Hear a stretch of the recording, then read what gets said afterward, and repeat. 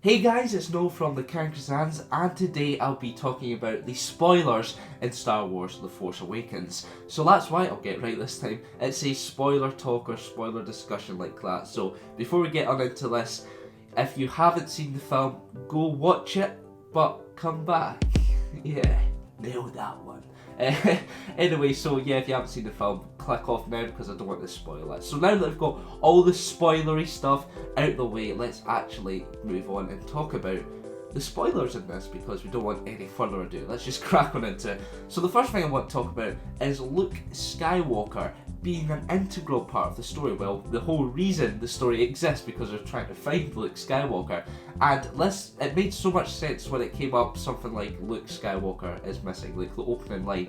And because there's a lot of talk into it, like, Luke's not mentioned, like, what's going on? Is he Kylo Ren? No, he's not Kylo Ren, but it makes sense why he's not on the poster, because just like the film, he's missing on both of them. So yeah, that's why there wasn't talk about Luke much going into this, and there was a lot of secrecy surrounding him. So the whole objective in this film is to try and find Luke Skywalker. He's a big deal, and the Resistance needs his help, essentially. Now I'm going to just jump straight on into it.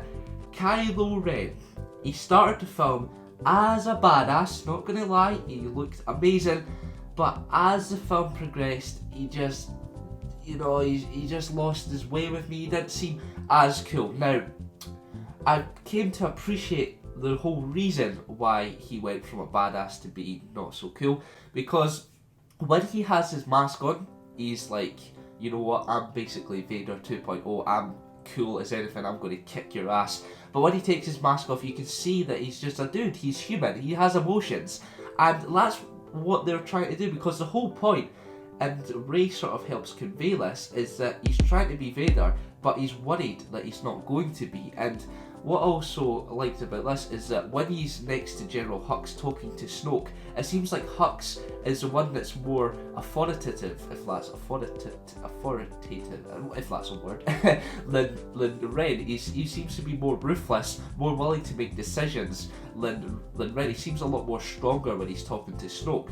And you can tell that annoys Ren as well. He's like, even my work colleague here is not as cool as me. And there's that whole inner struggle for him trying to be like Vader. And I think that's what's going to happen in episodes 8 and 9. He's not really that badass yet, but when we see him in episodes 8 and 9, he's going to train more, he's going to just be the real deal. And by episode 9, if he's not killed off, let's hope he's not killed off, let's hope they don't have the prequel disease and kill every cool villain off in under like 30 minutes. If he progresses into the other films, then I think he's going to be a real badass that we suspected him of being when we see the trailers and stuff like that. This is just a nice little story arc that they're going from. And I'm going to be honest, when he took his mask off, I was one of the ones that's like, oh, no, like, I didn't want it to just be Adam Driver, if you know what I mean. I didn't want him to just take off his mask and be like how he looked. I wanted him to be like, he had like battle scars. Maybe he took the whole try to be Vader thing a little too far. He gets a bucket of lava, it's like, yeah, now I am Vader. But yeah, when he revealed himself as like, just this like sort of pretty boy with like no scars or anything, just a dude, I was like, that sucks a little bit.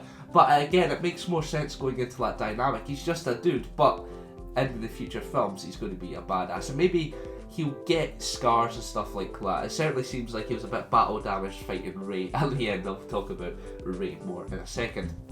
But the last thing really about Kylo Ren is he reminded me a lot of Anakin Skywalker, because he's this sort of brat that, like, when everything goes wrong, you see him, he totally tears into that console in front of it, making more realistic noises, I suppose. And yeah, like, when stuff doesn't go his way, he gets angry, he shows a lot of his emotion, and he seems like he's going to cry all the time. This is Anakin Skywalker from the prequels, but this is Anakin Skywalker done right. This is a more believable Anakin Skywalker. Like, this is what Anakin Skywalker should have been in the prequels. This version of Kylo Ren, essentially.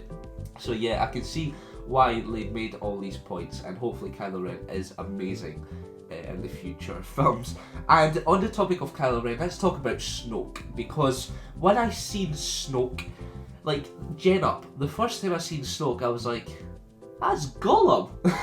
Like, honestly, I see him, I was like, that looks like Gollum, but it's not Gollum. That would have been a weird crossover. He's just sitting there like, many places. I can't do his voice, obviously. But yeah, I hope he isn't as tall as that, because he's on a hologram the whole film. So hopefully he's not as tall, because they're always having to look up to him. You can see Hux is like, look at this sore neck doing this. Yeah, like, because maybe he's just got this like this whole idea of trying to be like bigger than everyone, like literally and stuff like that. So he's made himself bigger on the holograms. Maybe when you see him like face to face, he's actually just like the same size as everyone else. Maybe he just does that to like sort of assert his power more. I don't know what the script is there, but hopefully he's just the same size as everyone else. But yeah, he seems like he's got a few scars on his face and stuff like that. Maybe he's had a run-in with some Jedi before. I don't know what the script is. We'll see more. There isn't really an awful lot we can talk about Snoke, but he does reveal that Kylo Ren is Ben Solo. Dun dun dun! Yeah, so Kylo Ren is the son of Han and Leia. Now, what's interesting about this is that he took the name Ben, not Jaina. Well, obviously it would be Jaina, I don't know why I said it. Not Jason or Anakin, I should more likely say, from the expanded universe, but Ben from Mara Jade and Luke Skywalker's son from the expanded universe. So they probably didn't take it from the expanded universe because they absolutely hate that, of course. But yeah, I don't know if they're still going off the vibe of Ben Kenobi, that's why they named him that. So that was interesting. But you find out that he is the son, and yeah, another Skywalker sort of bloodline linked with the dark side. It's getting beyond a joke now. They need to cut this out because it's ruining the galaxy. Honestly, like, teach students better and don't make them dicks. Essentially. The next one I want to talk about, Captain Phasma. Next point, like, genuinely, that's all you can talk about, Captain Phasma. Let me try and think what Phasma did throughout the film.